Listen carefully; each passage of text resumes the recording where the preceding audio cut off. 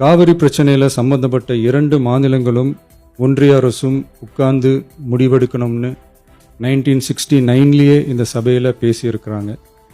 அதுக்கப்புறம் நிலைமை வேறு மாதிரியெல்லாம் போயிடுச்சுன்னும் நம்ம எல்லாருக்குமே தெரிஞ்சது தான். சட்டப்படி இந்த பிரச்சனையை அணுகிறதுல நாம் உறுதியாக இருக்கிறோம், அதில் மாற்றமே இல்லை. இருந்தாலும் ஒரு அட்டெம்ப்ட் எடுத்து பார்க்கலாம்னு தோணுனது தான் அந்த பெங்களூர் விசிட்.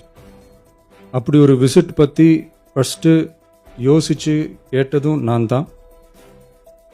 நாம் பெங்களூர் போக நினச்சதை பற்றி பல ஒப்பீனியன்ஸ் வந்துச்சு. நாம் போக நினச்சதுக்கு காரணம், ஒருவேளை இந்த பிரச்சனை தீர்க்கறதுக்கான ஒரு பாசிட்டிவ் சைன் கிடைச்சா நல்லா இருக்குமேன்னு ஒரு எண்ணத்தில் தான்.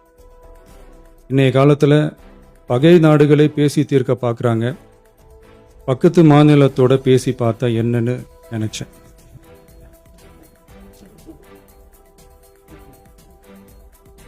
அதனால தான் அப்படி ஒரு அட்டெம்ப்ட் எடுக்க நான் ட்ரை பண்ணோம். ஒருவேளை அந்த அட்டெம்ப்டில் ஒரு அவமானம் நேர்ந்தா என்ன செய்யன்னு சில பேர் கேட்டாங்க. அப்படி நடந்தால் தமிழ்நாட்டு மக்களுக்காக அதையும் தாங்க தயாராக தான் இருக்கேன். இருந்தாலும் நம்ம மேலே அன்பு காட்டின அத்தனை பேருக்கும் என்னோட நன்றிகள்.